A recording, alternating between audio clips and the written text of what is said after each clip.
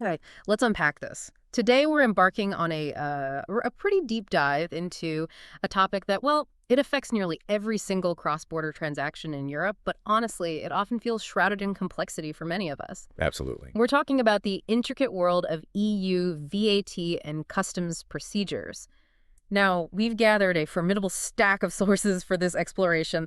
I mean, everything from the foundational VAT directive, that's Directive 2006-111 UC, which is really the bedrock, isn't it? It is, yes. The cornerstone. All the way to these incredibly detailed practical manuals on transit procedures.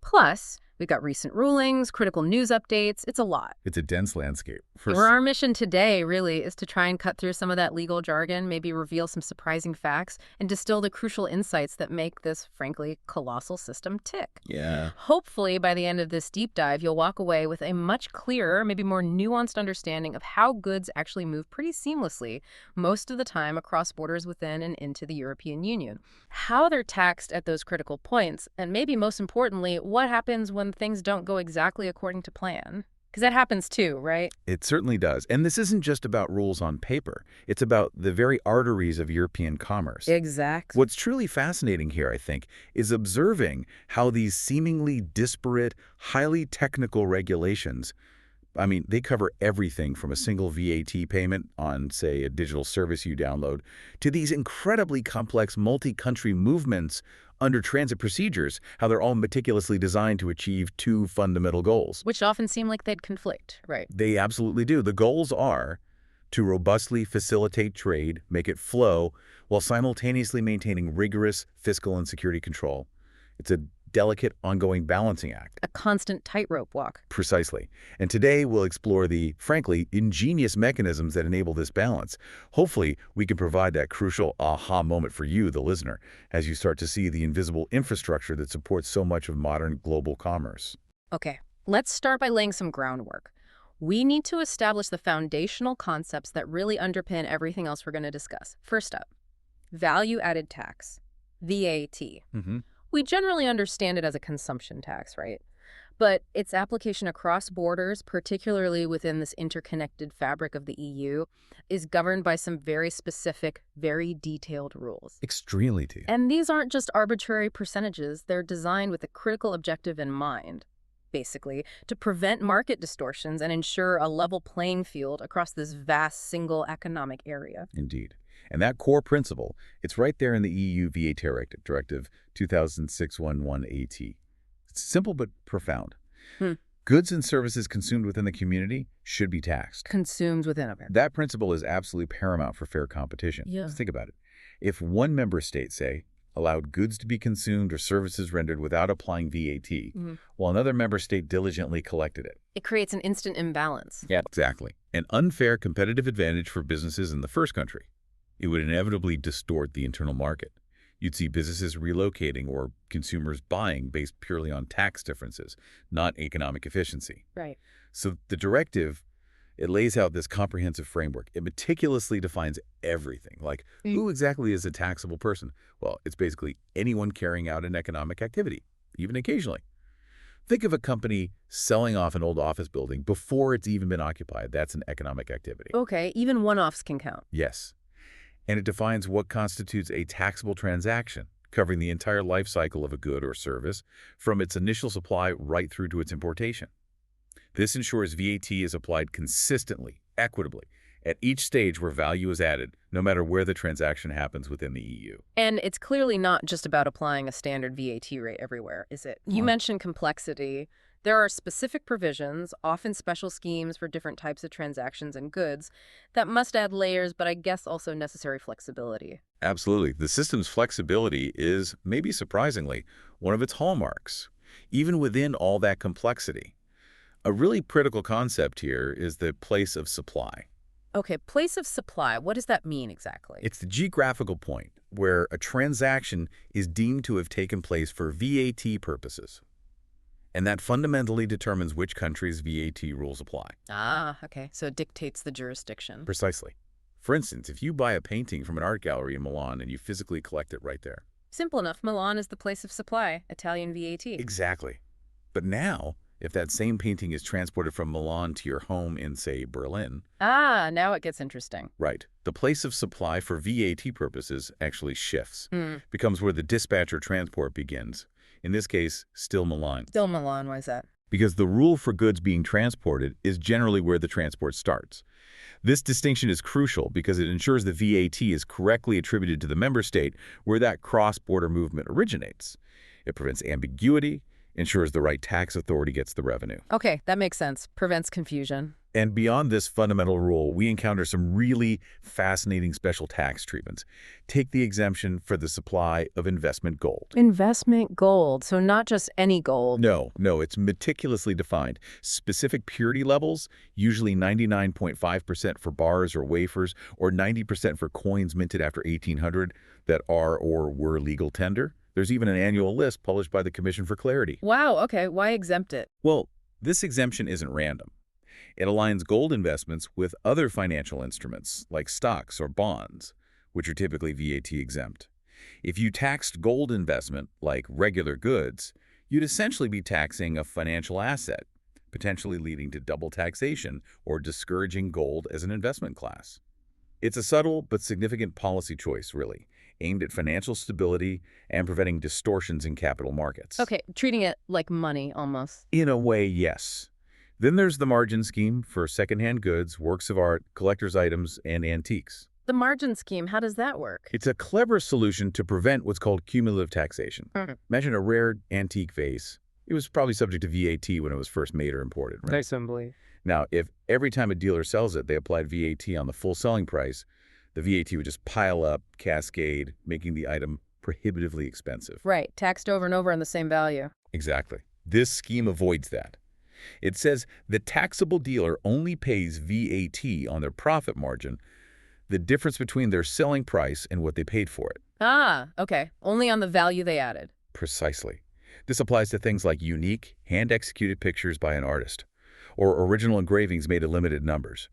It ensures VAT is only collected on the value added by that specific dealer, not on the item's intrinsic value, which has likely already been taxed. It keeps these unique markets functioning fairly. So what does all this mean for businesses trying to navigate this? It feels like there's an incredible amount to keep track of. You've got specialized goods like investment gold, intangible services like telecoms, even just temporarily hiring a van. It sounds like a constant tightrope walk to stay compliant. It genuinely can feel like that, yes. Yeah. And it raises a fundamental question. How does this system, with all these variations, consistently ensure uniform taxation and prevent those distortions we talked about across such a huge range of transactions? Yeah, how does it work? Well, take digital services like telecommunications. If they're supplied to a regular consumer, a non-taxable person inside the EU, but the business supplying them is based outside the EU. Okay, like a streaming service based in the U.S. Exactly. The place of supply is strategically considered to be within the EU, where the consumer is. Why? To ensure those services, when consumed here, are subject to EU VAT. It prevents non-taxation and levels the playing field between EU and non-EU providers. Right, stops overseas companies undercutting on tax. Precisely. Similarly, for hiring transport, like renting a car short-term, the general rule is often quite strict. The supplier's business location is usually the place of supply. Why strict there? It's mainly for control reasons. It simplifies oversight for tax authorities. These are often temporary, mobile, high-value transactions that could otherwise, easily slip through the cracks if the rules were too complex. Makes sense. Easier to track the supplier. And then there's the big push for digitalization. This shows another balancing act. Member states have flexibility not just to allow, but even to require electronic means for submitting VAT statements and returns. Requiring electronic filing. Yes. It's driven by dual objectives. One, reduce the admin burden, especially for SMEs who might struggle with complex paper forms. Two, maintain effective control measures and improve the quality of statistical data for the EU. It's about using technology to make compliance easier and oversight more efficient. That gives a really clear picture of the VAT side of things. Now, before we get into how goods physically move, there's another really fundamental concept we need to grasp: their status. What exactly defines union goods within this huge EU customs territory, and why is that distinction so incredibly important for their journey? This distinction is truly foundational. It dictates the entire set of customs procedures, the requirements, everything that applies to a shipment. Think of union goods as having earned their full freedom of movement within the EU. Like they have an EU passport. That's a great analogy, yes. They're essentially free to travel throughout the entire customs territory of the Union without facing further customs duties or major formalities. Oh, Now, there are two main ways goods get this status. yeah, okay. Either they are wholly obtained within the EU, meaning entirely produced or harvested here, like French wheat, or German cars made entirely from EU parts. Got it. Born and bred EU. Exactly. Or, and this is a crucial point, they are goods imported from outside the EU that have been released for free circulation. Release for free circulation. Okay, that sounds important. What does it mean? It's pivotal. It signifies the exact moment when all the import hurdles have been cleared. All import duties, taxes like import VAT, any other charges have been paid. All the relevant import formalities, safety checks, licenses, whatever's needed have been fully met. So they've gone through the full import process. Correct. Once a non-union good achieves this status, it effectively sheds its foreign identity for customs purposes and gains the same status as a good originating within the EU. It gets its EU passport, using your analogy. It can then move and be sold anywhere within the single market, just like that German washing machine. Okay. And non-union goods. They simply haven't reached that stage yet. They haven't cleared customs for free circulation.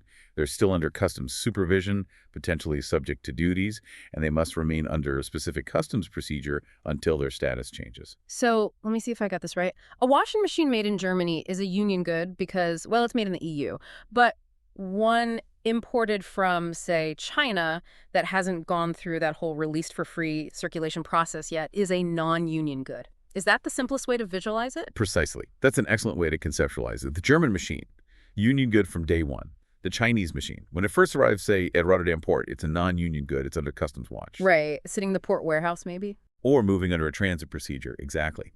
Until those import duties and import VAT are paid and all other formalities are done, only then does it sort of become European for customs purposes. Okay.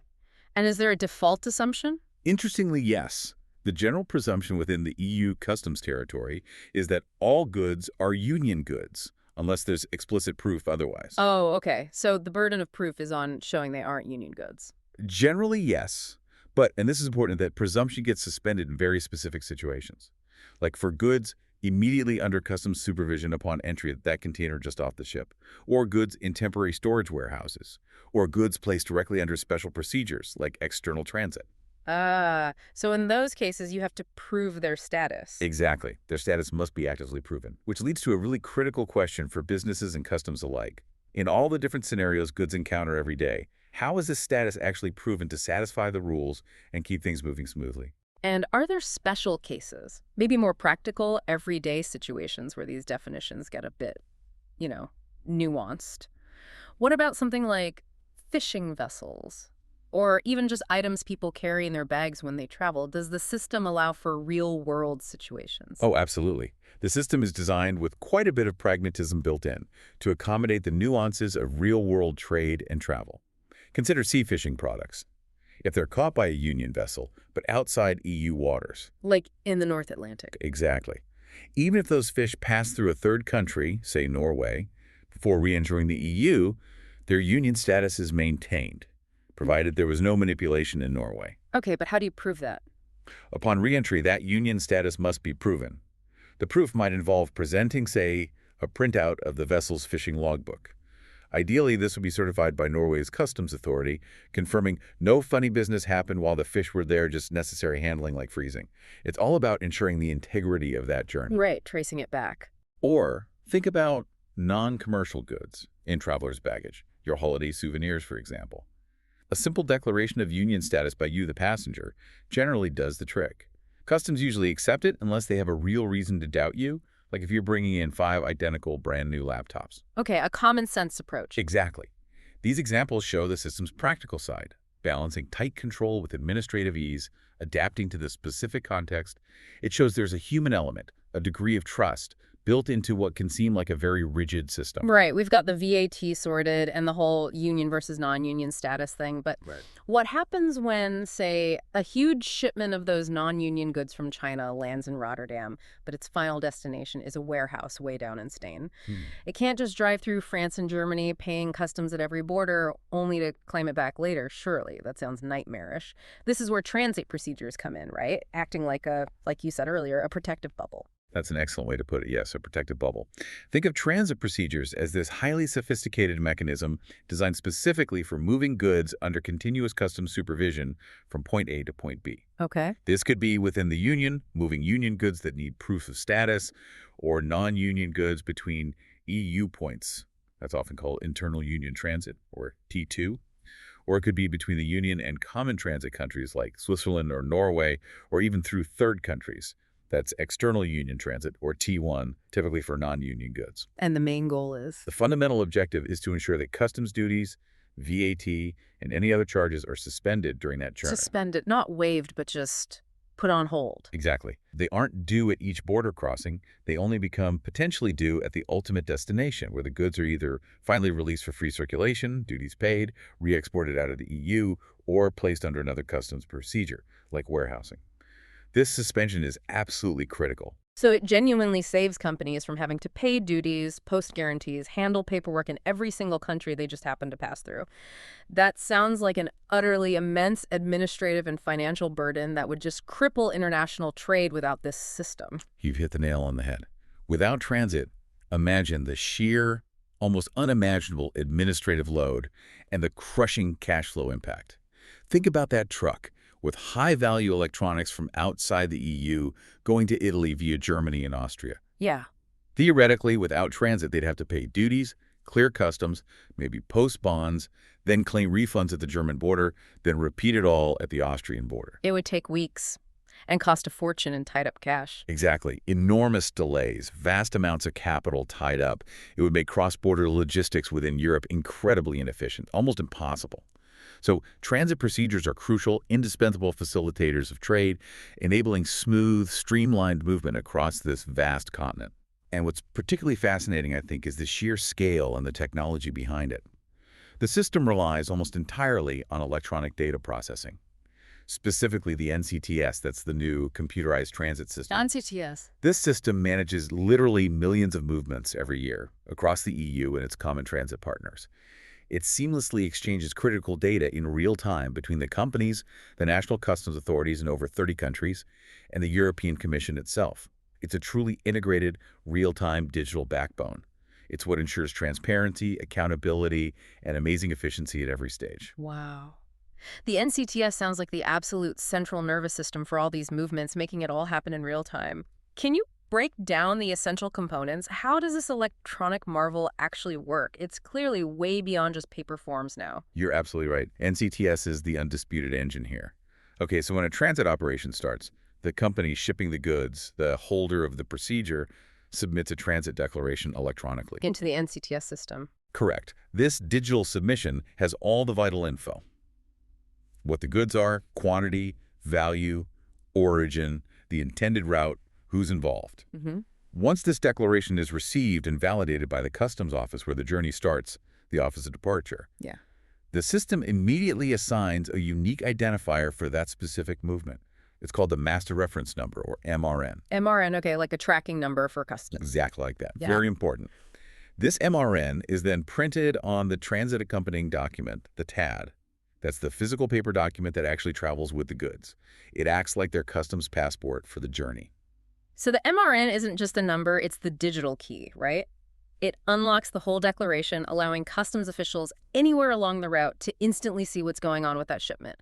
It ensures that seamless digital handoff. Precisely. It lets customs in, say, France, instantly access all the data lodged initially in, say, the Netherlands. Yeah. It ensures transparency and continuity of supervision. Once the declaration is accepted, the Customs Office of Departure does more than just generate the TAD.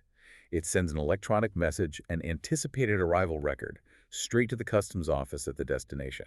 Giving them a heads up. Exactly. And simultaneously, it sends an anticipated transit record to any intermediate transit offices the goods are expected to pass through. This advance warning is incredibly vital. It lets customs anticipate the arrival, run real-time risk assessments based on the data, and decide if they need to do any checks before the truck even pulls up. That must speed things up enormously at the border. Drastically. It cuts down waiting times and boosts security. Then, upon arrival at the destination, that office sends an arrival advice message back to the departure office, confirming the goods are there. After any necessary checks are done, they send the destination control results back. Closing the loop. Exactly. This continuous, multi-directional electronic conversation is the backbone. It allows for efficient, swift discharge of the whole procedure, ensuring transparency, accountability, and security every step of the way. It's like a sophisticated digital ballet keeping trade moving. Okay. But for businesses dealing with, hundreds or thousands of these transit operations, having to physically go to a customs office every single time sounds incredibly time-consuming, inefficient. Are there ways to speed this up, maybe for trusted companies with a good track record? Absolutely. And this is where the system really shows its strength in facilitating trade for those high-volume, trusted operators. It's done through simplified procedures. Simplified procedures. Okay. Two of the most impactful ones are the authorized consignor and authorized consignee statuses. Authorized consignor. Yes. Yep. This is a company that's gone through a rigorous approval process. They've proven they have good systems, good compliance records, and they get permission to start transit operations directly from their own premises, their factory, their warehouse. So they don't need to drive the truck to the customs office first. Exactly. No need to physically present the goods or the declaration at the customs office of departure. They use approved electronic systems to communicate directly with customs. They can seal their own trucks with special customs-approved seals and dispatch the goods immediately. Wow. That sounds like a monumental time saver, a real game changer for supply chains on tight schedules. It absolutely is. It cuts down delays, reduces traffic at customs posts, lowers logistics costs. It's huge. And the other side, authorized consignee. Similar benefits, but at the destination end. An authorized consignee can receive goods arriving under transit directly at their own premises, again, without needing customs officers present for every single arrival. So they unload straight into their warehouse. Pretty much. They're authorized to unload, but they must send electronic messages back to customs like that arrival advice confirming receipt. And they have to report any irregularities they spot immediately. Broken seals, missing goods, extra goods, anything unusual. So it relies on their diligence and honesty. Very much so. Trust and proven compliance are key. Now, using both simplifications being an authorized consignor and an authorized consignee is widely seen as the optimal way to use NCTS. The gold standard. You could say that. It empowers operators to handle customs procedures almost entirely at their own facilities, reducing reliance on customs offices and their opening hours. It ensures incredibly rapid, secure, economic operations. It's a massive reduction in physical customs interaction for compliant businesses, which frees up customs resources for more targeted, risk-based checks elsewhere.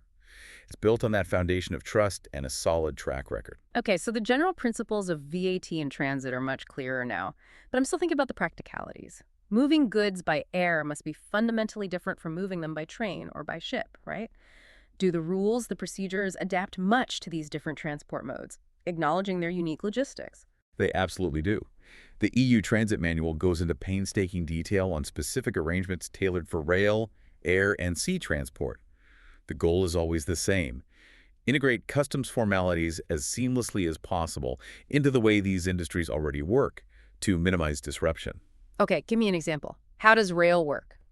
For rail, for instance, there's actually still a specialized paper-based transit procedure available. It uses something called the CIM consignment note that's an international railway document. Paper-based? Still? Yes, it's often used when multiple different railway companies are involved across different countries. It's seen as a transitional measure until NCTS Phase 5 is fully rolled out, which aims to bring fully electronic declarations to rail too. Okay. And are there special conditions for that paper system? Yes. Critically, the railway companies involved have to declare themselves jointly liable for any potential customs debt. They also need a common system amongst themselves to check and investigate any problems with the movements. Customs authorities also need access to the data in their accounting offices. But this paper system can't be used if it's just one carrier or if one company handles the whole journey. It's really for those complex, multi-operator rail hauls. Got it. So it's a specific solution for a specific rail scenario. What about air and sea? Is it more electronic there? For both air and sea, the system strongly favors and provides for using an electronic transport document, or ATD, as the main transit declaration. Though again, paper-based backup procedures exist for system failures. Okay. Any differences between air and sea? Yes. For air cargo, interestingly, no financial guarantee is required for transit operations. No guarantee. Why not? It's generally considered that air transport is inherently quite secure and reliable. Airlines have robust tracking and security systems already. The key requirement is that the ETD data must be electronically available to customs at both departure and destination before the plane even takes off. This allows for advanced risk checks without delaying the aircraft. Makes sense. Speed is crucial in air freight. Exactly. For sea transport, especially for cargo on what are called regular shipping services, or RSS, Regular shipping services. yeah, these are pre-authorized high-frequency routes between specific EU ports. Ferries between Ireland and France, for example. On these routes, union goods can actually maintain their status without specific proof during the journey. Ah, okay. Simpler for union goods on those routes. Yes, but non-union goods on an RSS vessel still require a transit procedure. This is often managed through a separate section of the ship's manifest marked with a T1 code. And unlike air, a guarantee is compulsory for these non-union goods moving by sea under transit. Okay, so guarantees needed for sea, not for air. Interesting. Right. The shipping company itself usually becomes the holder of the procedure in these cases. The systems are really designed to let these high-volume transport modes weave customs formalities into their existing commercial workflows. So let me try to picture this. A container ship comes from New York, non-RSS, lands in Le Havre in France with goods for Antwerp and Belgium. Everything's non-union when it lands. Correct. Upon arrival in Le Havre, all goods from NY are non-union. Okay. If those goods then get put on a truck to drive to Antwerp? Then you'd need a T1 external transit procedure with guarantee for that road journey from Le Havre to Antwerp. Right. But what if the goods stay on the same ship and it sails from Le Havre to Antwerp? Ah, good question. If the ship itself continues to Antwerp, and assuming that Le Havre to Antwerp leg is covered by an RSS authorization, or another acceptable procedure is used for the non-union goods, then potentially no additional T1 transit procedure might be needed just for that sea leg between the two EU ports. However. There's always a however. There often is. Any union goods that were on that ship from the start, maybe loaded in another EU port before NY, would likely have lost their union status by going outside the EU. So upon arrival in Antwerp, you'd still need proof of union status for those goods, even if they stayed on the same ship. It's all about meticulously tracking the status and managing the risk based on the exact journey. Okay, that helps clarify the mode-specific roles. Now, beyond these EU or Common Transit Area procedures, I've heard about something called TIR, Transport International Routiers. Sounds significant. How does that fit into this big picture of international goods movement, especially for trucks going maybe further afield? The TIR procedure is indeed critically important, yes. It's a truly international customs transit system governed by a UN convention, the TIR Convention of 1975. It's primarily used for road transport, though not exclusively. Its main purpose is to allow goods to move across multiple countries, often including countries outside the EU and the Common Transit Area, under a single international guarantee and using a single standardized customs document.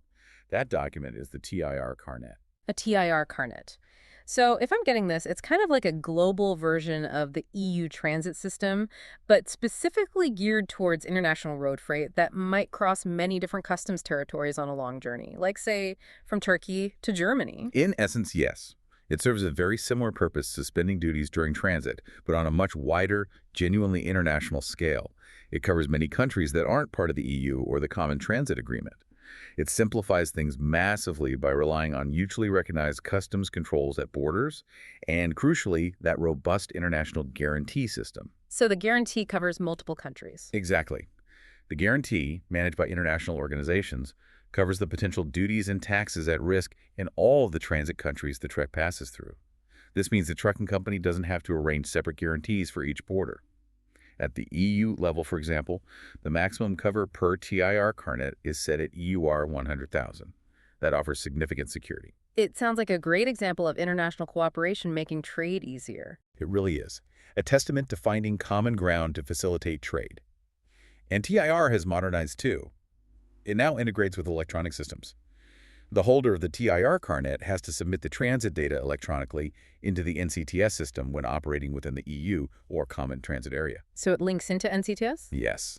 And while the physical TIR carnet document still travels with the truck, a separate EU transit accompanying document, TAD, isn't usually mandatory anymore. The NCTS-generated MRN for the TIR operation just needs to be clearly readable on the carnet itself or available electronically. It's a blend of the traditional paper carnet and modern digital oversight. We touched on the special VAT treatment for investment gold earlier. Are there other specific types of goods or services that have these unique VAT arrangements? Things that are maybe interesting because they solve a particular problem or reflect a unique market? Oh, absolutely. Yeah. The EU VAT Directive is full of these carefully tailored special arrangements, designed to prevent odd outcomes like double taxation in very specific situations. We mentioned the margin scheme for secondhand goods, works of art, collector's items, and antiques. Right, taxing the dealer's profit margin only. Exactly. The core idea is preventing that cascade effect. Imagine a vintage guitar, a real collector's item, sold multiple times. Taxing the full price each time would inflate it hugely. The margin scheme avoids that by taxing only the value added by that dealer. It keeps markets for unique, pre-owned, or artistic items functioning fairly. It applies to things like hand-painted pictures, original sculptures, limited edition prints, demonstrating how the tax system really does adapt to these very specialized markets. And I remember you mentioned farmers and travel agents, too. They seem like very different sectors. How do they fit into these unique VAT schemes? Indeed, they highlight the system's adaptability to completely different economic realities. For farmers, there's the common flat rate scheme. Flat rate scheme. Yes, it's a simplified system aimed mainly at smaller agricultural producers to ease their administrative burden. Instead of operating a full VAT deduction system, meticulously tracking input VAT on things like feed, fertilizer, machinery repairs, and then charging output VAT on sales. Which sounds like a lot of paperwork for a small farm. It can be. This scheme allows them to effectively offset their input VAT by applying a flat rate compensation percentage when they sell their produce. Depending on the member state, this compensation might be paid by the customer or by public authorities. So it simplifies their accounting massively. Hugely. Small farmers don't need to handle complex VAT calculations or regular filings for these activities. The trade-off is they generally can't claim additional VAT deductions for anything covered by the scheme. It's about simplification above all. Okay. And travel agents. That sounds complex, too. Extremely. Think about a travel agent putting together a package holiday. Flights from airline A, hotel from company B in another country, car rental from company C, maybe tours from company D, all potentially with different VAT rates in different countries. Calculating VAT on each component would be a nightmare. An administrative nightmare, exactly. Yeah. So the special margin scheme for travel agents simplifies this dramatically. VAT is charged only on the travel agent's margin, basically, their profit or service fee for putting the package together. This applies particularly for services benefiting the traveler, especially for trips outside the EU. Again, taxing the value added by the agent. Precisely. It streamlines VAT for these complex packages. And another key point. Under this scheme, any VAT charged to the travel agent by the hotel or airline for services directly benefiting the traveler generally isn't deductible by the agent. This further simplifies the chain, avoiding complex cross-border VAT recovery claims. These examples really show a pragmatic approach, adapting the tax rules to the operational realities of very different industries. Okay, all these procedures sound remarkably organized, very precise, very buttoned up, but reality check. Things don't always go perfectly to plan in logistics. What happens if something does go wrong? Who is ultimately on the hook for those suspended duties and taxes if goods vanish or get damaged or something unexpected occurs during transit? This is exactly where guarantees become absolutely critical. They move from the background to center stage. A financial guarantee must be provided by the holder of the procedure. That's the company legally responsible for the whole transit operation. The one who lodged the declaration. Usually, yes. This guarantee ensures that customs duties and any other charges will be collected if the obligations tied to that transit procedure aren't fully met. Okay. What forms do these guarantees take? They can be an individual guarantee, covering just one single operation. Whoa. Or, more commonly for regular shippers, a comprehensive guarantee.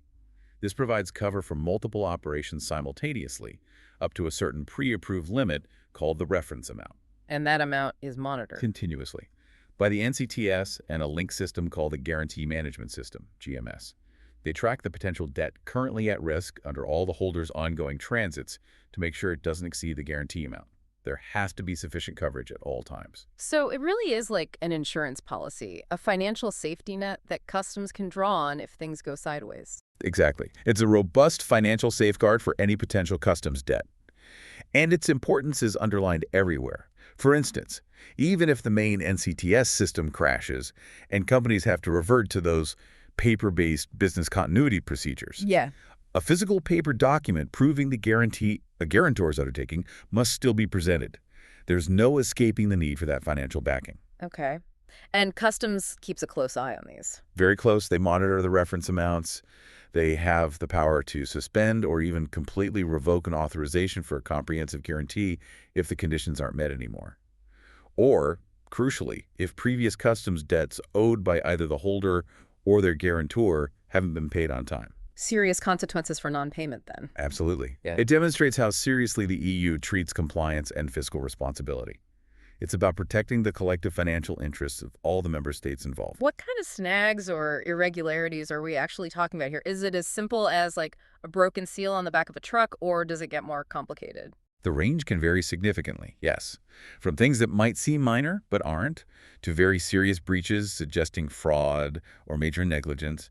A tampered or broken seal is a classic example, absolutely, because it immediately compromises the integrity of the whole shipment. Right. You don't know what's happened inside. Precisely.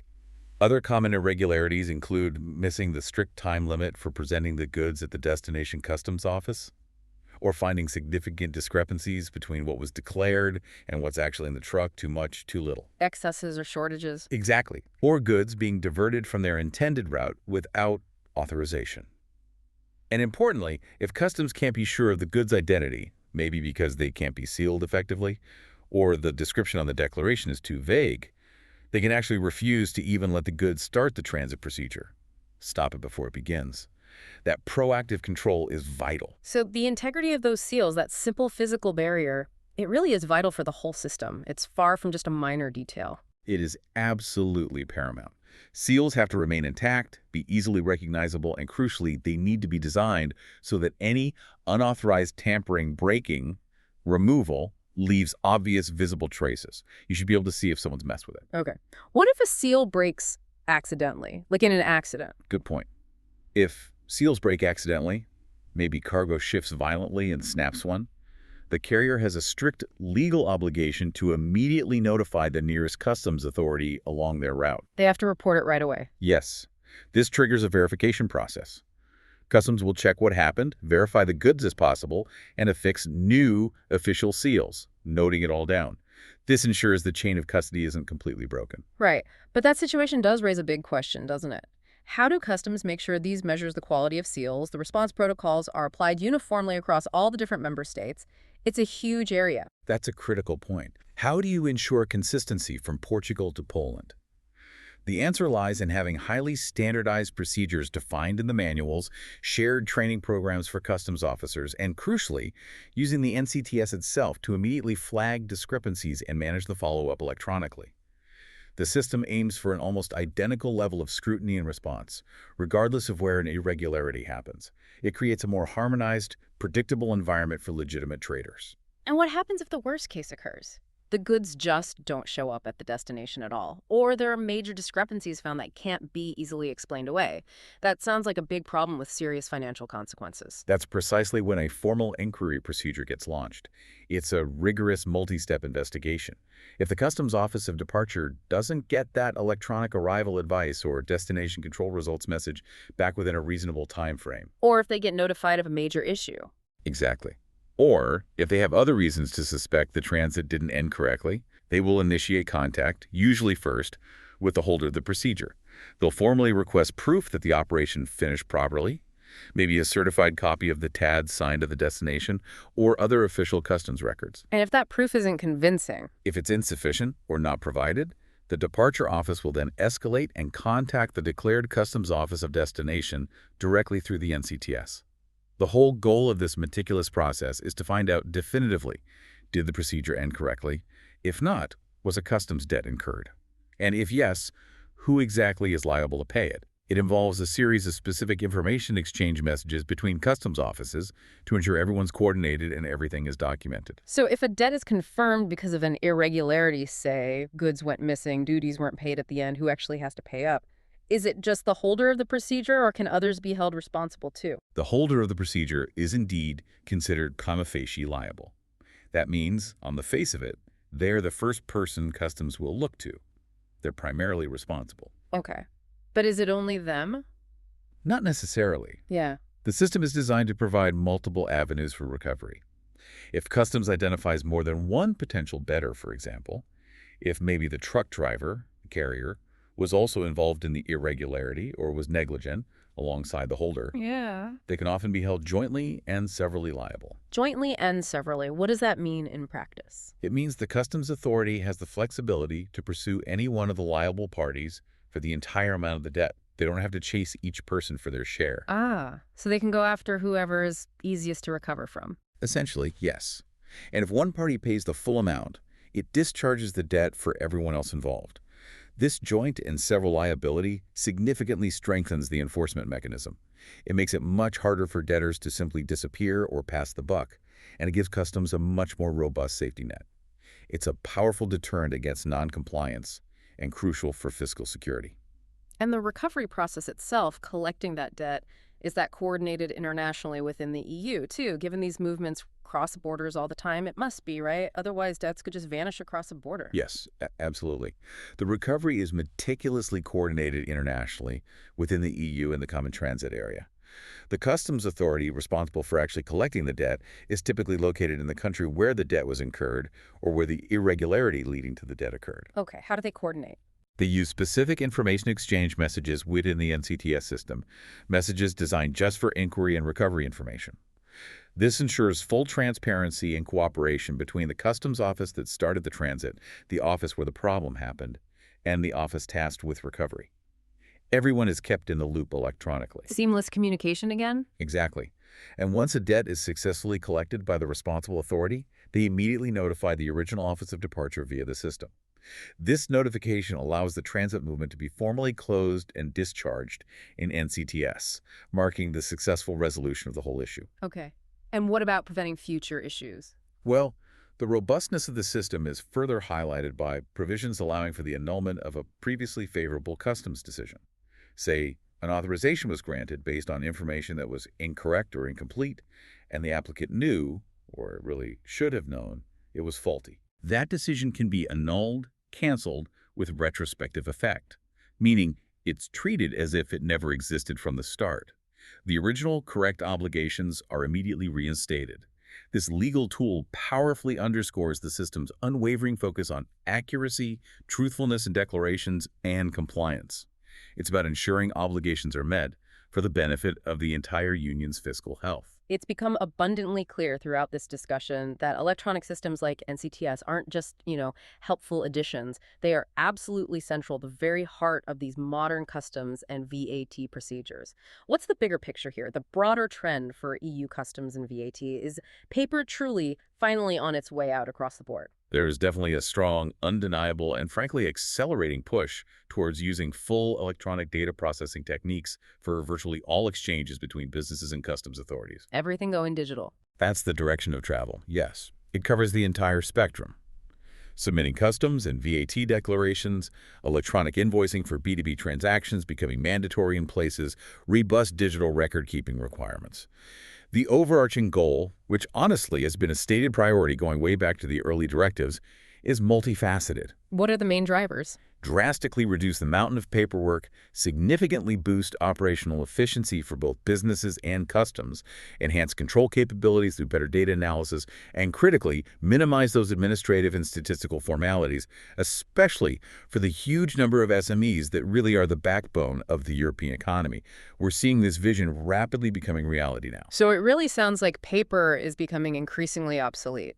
Digital isn't just the future, it's the immediate present for these complex cross-border transactions in the EU. Increasingly so, yes.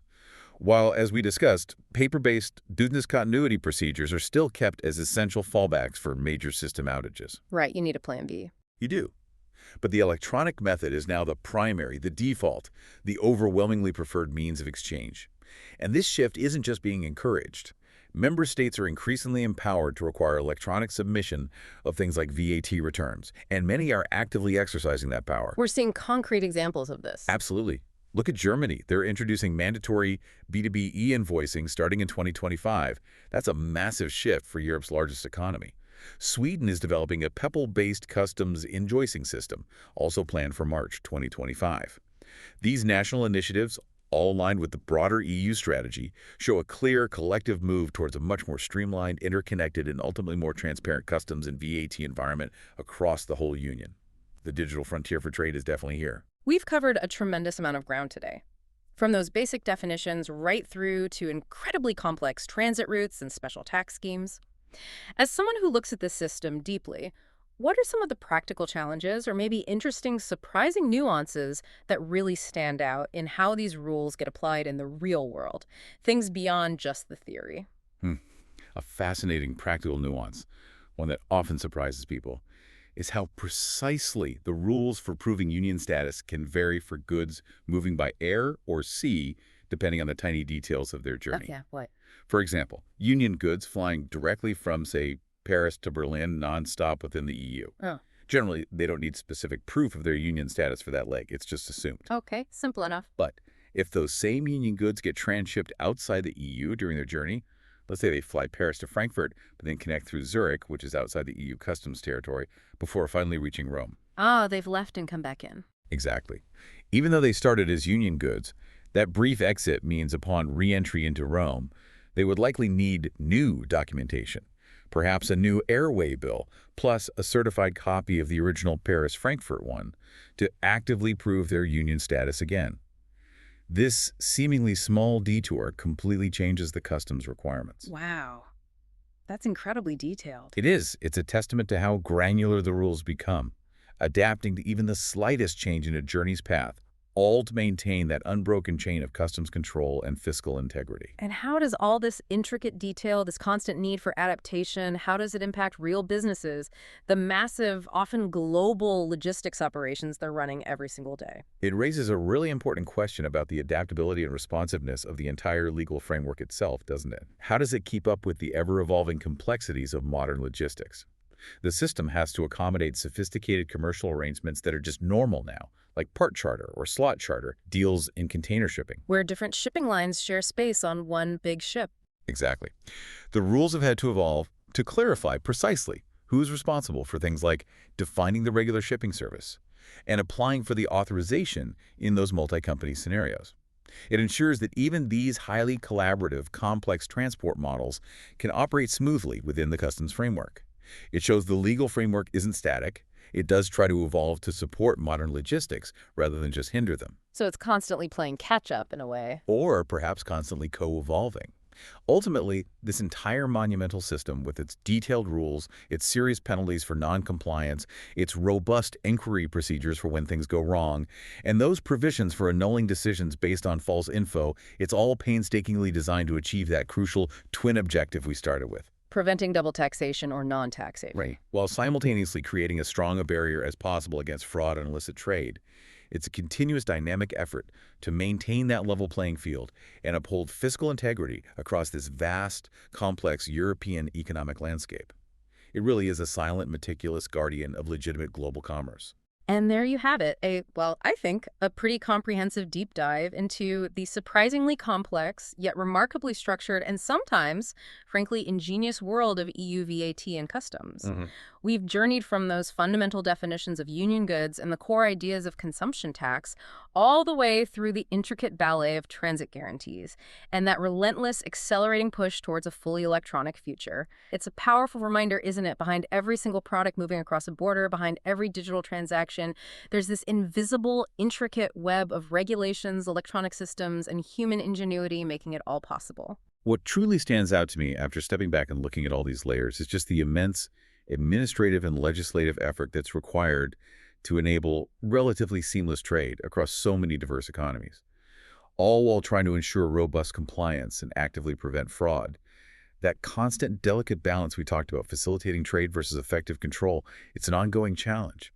And these directives, these procedures, they are the practical living manifestation of that ongoing effort, constantly evolving to meet the incredibly complex demands of modern commerce. Absolutely. It really brings to life the silent, meticulous work that underpins so much of what we just take for granted in our daily lives and in the global supply chains that deliver things to us. So what does this all mean for you, the listener? Well, maybe next time you see a truck with foreign plates on the motorway, or a giant container ship in a port, or even just when you buy a product online that's traveled across continents. Take a moment. Consider the unseen layers of economic identity, the sophisticated digital processes whirring away in the background, and the carefully crafted regulatory distinctions that defined its journey. It's more than just a box on a lorry. So much more. These critical, sometimes incredibly subtle regulatory frameworks aren't just bureaucratic rules on paper. They're the very scaffolding that shapes the flow of global commerce, enabling prosperity and ensuring integrity in our increasingly interconnected world. They really are the invisible architecture of trade.